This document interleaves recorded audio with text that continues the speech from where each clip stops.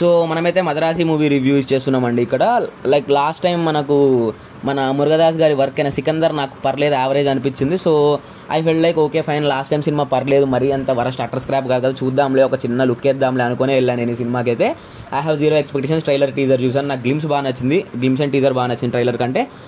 Like చూద్దాం ఏమైందంటే. ఇక్కడ ఏం లేదంటే ఒక సూసైడ్ అటెంప్ట్ చేసుకుంటున్న ఒక వ్యక్తి ఉంటాడు, అతనే మన శివకార్తికేయన్ రఘు అనమాట.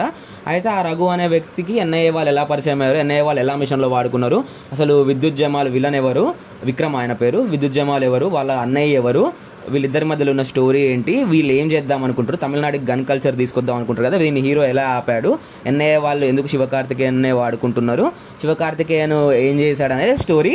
అసలు ఇంటర్వెల్ వరకు చాలా బాగా ఎంగేజింగ్ ఉంది. ప్రతి ఒక్క దగ్గర లాజికల్గా, ఇప్పుడు ఫర్ సపోజ్ ఒక దగ్గర హీరో ఉండి చేత్తోనే కొడతారు, కత్తో ఎందుకు పడవకూడదు, గంతో ఎందుకు కాల్చకూడదు, ఇక్కడ హీరో ఇలా ఎందుకు చేసి ఉండకూడదు, ఇలా చేయవచ్చు కదా, ఓన్లీ హీరోయిక్ ఎలివేషన్ కోసం ఇలా పెట్టారా అన్నట్లు లేదు, చాలా లాజికల్గా పెట్టారు. అసలు interval was like bang bang అరుస్తున్నారు థియేటర్లో అసలు ఇంటర్వెల్లో అయితే అరిచేస్తారు మొత్తం. అసలు కాన్ఫరెన్స్ కాల్ ఉంటుంది హీరోకి, ఎన్ఐఏ ఆఫీసర్స్కి, హీరో వాళ్ళ విలన్ వాళ్ళ అన్నకి.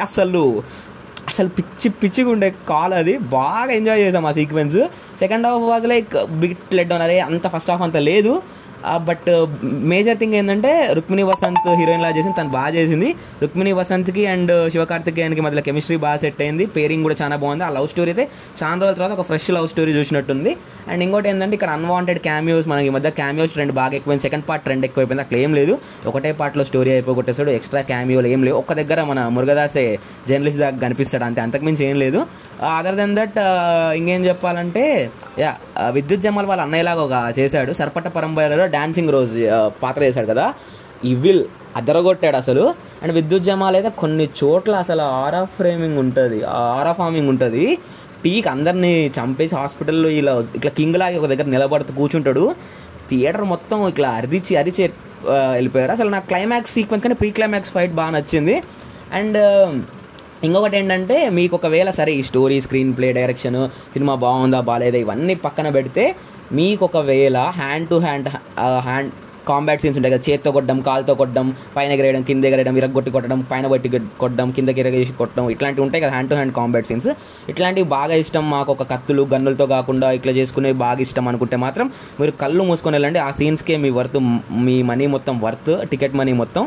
చాలా బాగుంది ఆ సీన్స్ మాత్రం. ఎలా లైక్ కెవిన్ కుమార్ తీశారు, చాలా బాగా తీశారు. యాక్షన్ మాత్రం అనిరుద్ధ్ కొన్ని చోట్ల కొంచెం క్యూట్ రాడేశాడు, బట్ స్టిల్ మూవీ అయితే నాకు నచ్చింది, పర్లేదు, it's a good watch.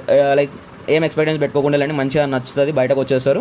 So తెలుగులో బాగానే ఉంది డబ్బింగ్, బట్ మద్రాసి అనే టైటిల్ ఎందుకు పెట్టారు, లైక్ తమిళనాడు సేవ్ చేయడానికి పెడుతుంది కదా అని అనుకున్నా. లైక్ గన్ కల్చర్ గురించి బాగా చెప్పారు, like how it's gone danger, ఇట్లాంటి సొసైటీకి చిన్న మెసేజ్ లాగా ఇద్దాం అనుకుర్రు.